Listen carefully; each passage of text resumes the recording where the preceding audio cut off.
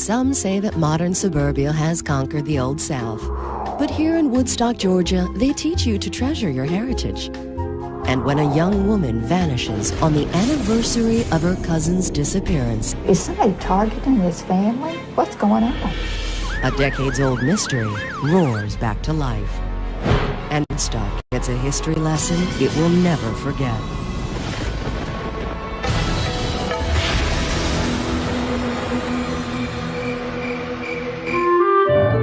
It's almost time for the first baby shower of the year. A dear friend is having a baby boy, and Jill Bennett has found the perfect gift. But it's only a matter of time until duty calls her way. Hello, this is Jill. Jill runs a website that tracks missing person cases across the country. But today's case is in her own backyard. It's her good friend, Sarah Teague, and she's frantic. I received a phone call from Sarah, and she said, there's an emergency. My niece has disappeared without a trace. Sarah's 27-year-old niece, Sue Ann Ray, has been missing for over 24 hours. There's not a moment to spare. The first 48 hours is always important. We don't have time to waste here. We've got to get busy. Fortunately, Jill's not working alone. Lieutenant Dan King at the Woodstock Police Department is already on the case. I got a phone call from Sue Ann Ray's father. They were looking for his daughter. Okay. He was very upset. You could tell he was shaken up when he called. What daddy wouldn't be anxious with his little girl missing? But sometimes daddy's little girl needs to stretch her wings. Sometimes somebody will get a little frustrated with their family life or their house or their life in general and just want to take a break and get away for a while. Not far from town, a very pregnant Sandy Chasm has been counting the hours since big sister Sue Ann vanished. I was concerned, but I guess I've always thought, Sue Ann's my big sister. She took care of me for all these years. She can take care of herself, too. It's true, you should never underestimate a Southern belle. But there's still no explanation for Sue Ann's disappearance, and the critical 48-hour window is slamming shut.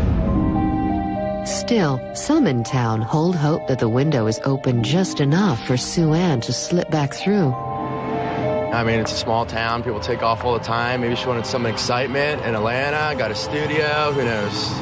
That's probably impossible to stay hidden. There's no place you can go because everyone has cell phones and they have trackers on cell phones and Google. You can find anyone on Google. But there's still no sign of Sue Ann until later that evening when a strange discovery in a local parking lot jump-starts this investigation. I got a phone call from the dispatcher, and she told me that the Canton Police Department had found Sue Ann Ray's vehicle. Lieutenant King beelines to the location to try to make sense of this new development. He arrives to a scene that's eerily ordinary. I looked around on the outside of the van to see if there was anything unusual or of interest. When we looked inside, we didn't find anything out of the ordinary. There was no blood, there was no fibers, there was no sign of a struggle. It looked like the van was just abandoned. They say a glass of sweet Southern tea will wash all the nasties away. But they don't make a tea sweet enough to quench the rumors about missing Sue Ann Ray. I don't know, I've been hearing a lot of bad stories. She could have ran away, not told anybody, or maybe it's just some kind of misunderstanding and she left and just don't know what happened. Yeah, I hope she didn't end up getting kidnapped or something. Surely these folks are making a big to-do over nothing. But as the clock ticks, foul play can't be ruled out.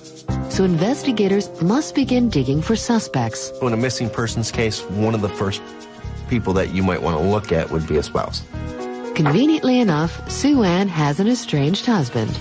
Enter Quentin Ray. Quentin was a boat repairman, an auto mechanic, and then he eventually opened his own shop. But sadly, this romance has suffered the 7-year itch. The past year and a half is, I guess, when everybody else would consider it going downhill. Sue Ann and Quentin both actually came to the decision to separate. But every single girl knows it's helpful to keep a handy ex-husband on retainer. Quentin Ray told me that he was at home and Sue Ann Ray was coming up to get her vehicle fixed. And on the day she disappeared, no less. She came up there. He started doing the maintenance work on there, but wasn't able to finish because she got a phone call and had to leave. But where did she go? Quentin claims he's clueless, but his attitude says something else altogether. He was very calm. He didn't seem concerned. You know, something's going on. He's not telling us everything. We knew at that point we had to dig a little bit deeper. And when they pull back the curtains on this marriage, they find some things Quentin would rather keep hidden. Towards the last few years, they had had a couple incidents that they had called the police out for. With evidence of domestic unrest, it seems Quentin may have motive to harm his lovely wife. Anything can happen when you have a violent history. Investigators are certain Quentin knows more than he's telling. Does Woodstock's favorite mechanic hold the key to Sue Ann's disappearance? The next time you pass through Woodstock, make sure you stop at Dean's store. Here, the past is as perfectly preserved as the old-timers who stop by every morning to shoot the breeze. Today's topic is the missing Sue Ann Ray. You'd think offhand that something had happened to her. Could have met somebody and went off with somebody else and left her car in the parking lot. Yeah. And these fine fellas know just where to look. She's seeking divorce. I'd say the husband. That jealous husband be tough. Is it possible that Woodstock's own Mr. Fix-It, Quentin Ray, is behind his wife's disappearance? They were separated. This was a very recent breakup. There's a lot of animosity that was coming out on both sides. And yet, when a girl wants to get her motor humming, all can be forgiven. Sue Ann Ray was coming up to get her vehicle fixed. But where did Sue Ann go after her tune-up? That was where we kept hitting a brick wall at. Where was she at next? Desperate for information, detectives even go so far as to search Quentin's house. We looked around. We didn't find anything but a pair of gloves. We knew he was a mechanic, and, you know, it's not out of the ordinary for a mechanic to have rubber gloves. Quentin's house is clean, and so is his story. He had went down to a bar, a local bar, with some of his friends and his family. When his friends corroborate his alibi, Quentin is free to go. It's been over 48 hours, and there's no sign of Sue Ann, and no clues to where she went. We didn't have anything. We didn't know. We didn't know if she was dead. We didn't know if she was alive. We just didn't know. We had to bring in every resource that we could find. So Lieutenant King phones in some big city backup, and Special Agent Kim Williams heads downstate to tiny Woodstock. My job is to get out there, beat the streets, find out what happened. But these streets have held little information, just a world of troubling possibilities. I think right now we just need to get an idea of her lifestyle and where she goes and what she does. We need to definitely identify her friends. And the word around Woodstock is that Sue Ann had taken a big dive back into the dating pool. She had done at least a little bit of dating from an online dating service. There's predators that are on the internet. You don't know who's on the other end of that computer. Did this newly single Southern belle fall for a duplicitous cyber suitor? The anonymity allows a lot of people to do things that maybe they wouldn't normally do. And sometimes people make bad decisions and bad things happen. They certainly do. Or so think the ladies who brunch at Tea Leaves and Thyme, where concern for dear Sue Ann has been steeping for days. Of course, the person she met on the internet could have had something to do with it. These predators are. They're just out to try to find somebody. Absolutely. And it could be that she was just so lonely and depressed and unhappy, and so she just was talking to whoever, and, you know, it could, a murderer. They could have met at Walmart. I mean, that's how dangerous it is now. You just don't know.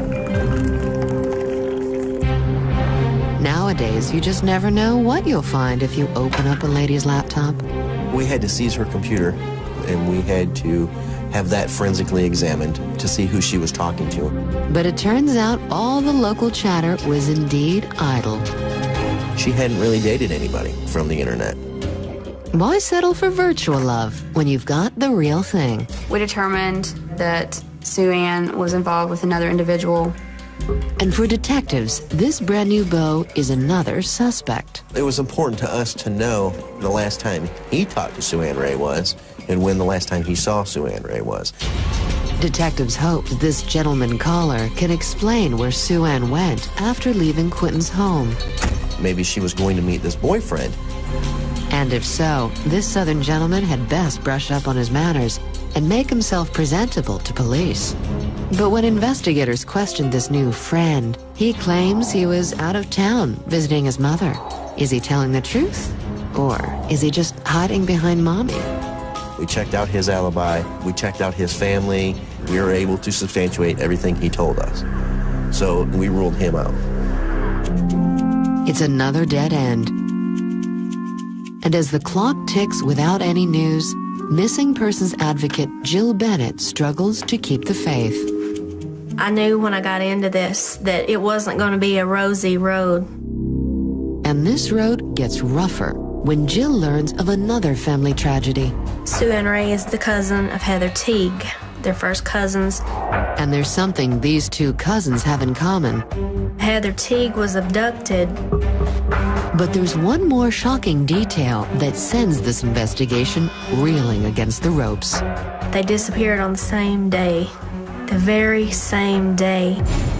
It was on the 10th anniversary that Heather vanished. I mean, you just don't get any weirder than that. Two missing cousins, exactly 10 years apart. Is this just a horrible coincidence? Or are investigators scratching the surface of something far worse? One family's nightmare looms over picture-perfect Woodstock, Georgia. Two young ladies in full bloom have been snatched from their flock exactly 10 years apart. It's the only thing on the lips of the ladies who brunch. Why wait 10 years? They go wait 10 years to the day. Can you imagine? Is that unbelievable? Are they targeting the family or what's going on? Maybe it's somebody within the family. Within the family or somebody that has a grudge against the family. And so sad. It's enough to shake even missing persons advocate Jill Bennett to the core. Oh my God, again? How could this happen twice on the same day on the decade anniversary? And investigators aren't waiting a moment longer. They're already in hot pursuit. We definitely wanted to look into. We wanted to know if there was a connection between the two. Detectives are determined to get to the bottom of this 10-year-old mystery. I was able to talk to the Kentucky State Police who were investigating it at that time. But despite countless phone calls, their efforts go unrewarded. We were never able to make a connection between Heather Teague and Sue Ann Ray. It's little consolation to family members who now bear the burden of two missing young women. Nobody ever really goes through this in a lifetime, you know, just one family member, let alone two family members. But a single anonymous act of generosity is about to kickstart this investigation. I got a phone call from Sue Ann Ray's father, and he told me that an undisclosed person had donated $100,000 to the safe return for Sue Ann Ray. And as one might expect, interest in this case explodes. That's a very large amount of money. Most cases never have over $10,000 as a reward. It went national. Isn't it funny how a big payday suddenly makes folks more interested in a case? Yes, I heard there's all this reward money out there, and I think that's what's driving all the, you know, media attention, all the television. We've never had a crime like this before. More than one person has to know what's going on. It's too small of a town. Tips about Sue Ann's whereabouts pour in from all corners of the country. The magnitude of the case and the leads that we were receiving and having to investigate were just immense. We had calls from all over the world, from just about everybody. We had psychics, we had volunteers wanting to help search.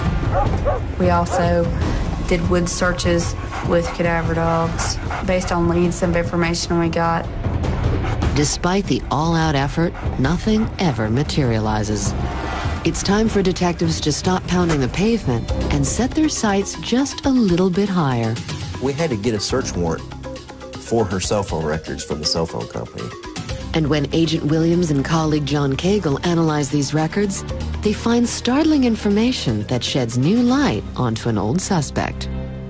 According to Quentin Ray's initial statement, she left his home between 6:30 and 6:45 p.m. And it turns out there's a big problem with Quentin's little detail. What is significant is that these phone calls that are being received by her phone at this point are actually still hitting off of this tower after her departure time. If her phone never left Quentin's house, then most likely, neither did Sue Ann. His statement is inaccurate. It's not consistent with the phone records. But why would Quentin lie to police? Just where was he all evening, if not boozing with the boys? Beginning at 11:42 until 11:56, these calls here were made at or very near the Walmart parking lot where Sue Ann's van was later recovered. They say it only takes 3 minutes to brew a perfect cup of tea, which is about as long as it's taken Agent Williams to put Quentin Ray in hot water. Based on their history, that based on the separation, all those things combined with the cell site information, and we were definitely focusing in on Quentin Ray for certain. But there's one big problem. With Sue Ann still missing, there's no proof that a crime was committed. We needed to be able to show beyond a reasonable doubt that Sue Ann Ray was indeed deceased. Coming up, Agent Williams sets a trap. Yep, that's what you're on my side, right? And Quentin Ray walks right into it. They have a saying down south, you can hide the fire, but what will you do with the smoke? And so it is with Quentin Ray. His cell phone records have convinced investigators that he's behind the murder of his estranged wife, Sue Ann. It gave us a specific focus as to who we thought was responsible, had motive and opportunity to do harm to Sue Ann Ray. But Sue Ann is still missing, and without proof of a crime, they cannot make an arrest. But Agent Williams plans to change all that. She hatches a sting operation designed to get Quentin to talk. We were able to develop two individuals that were friends with Quentin Ray. Some friends you can trust. Others will gladly wear a police wire. Maybe at that point he just needed to get it off his chest. And it's only a matter of time before this chatty Kathy spills the beans. That's what you're on my side, right? Why bother killing somebody if you can't share it with your buddies? Thomas is on the way. Get my mind right. Quentin begins to describe the unthinkable.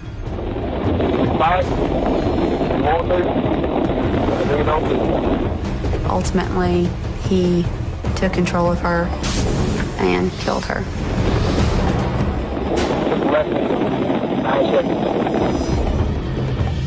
Quite frankly, it was chilling. There was just such a lack of emotion about taking another person's life. There's nothing quite like cold-blooded murder to make local tempers run hot. Who kills their wife and goes and tells their buddy about it? It's like he wanted to get caught. You're known by the friends you keep, so I guess a guy like that deserves to be ratted out by his friends.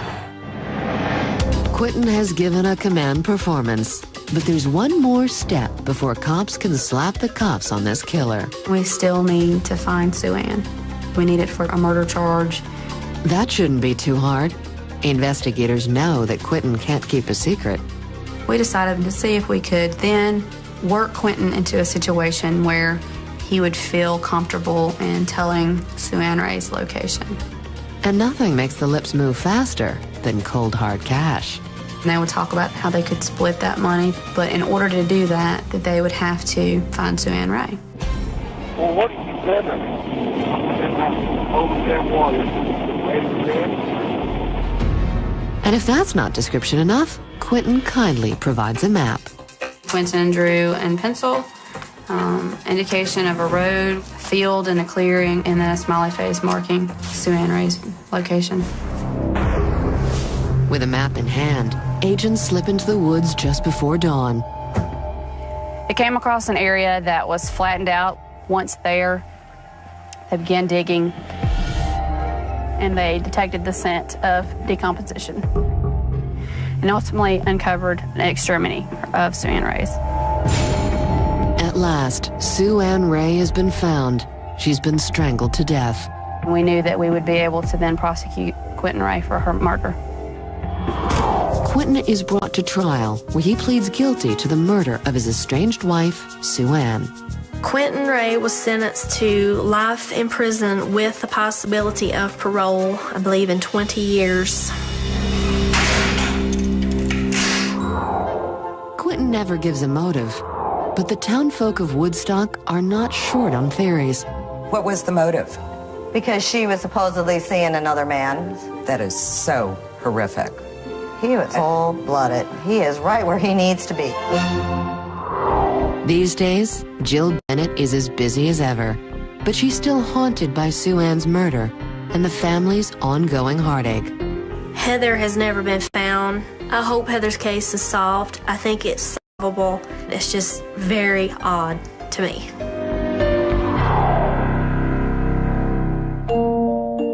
With a baby on the way and Quentin behind bars, all that's left for Sandy to do is remember her sister and prepare for the future. There's no doubt that this baby will definitely know that he does have an aunt. Aunt Sue Ann will remain forever young, her memory passed along through the generations by those who loved her best.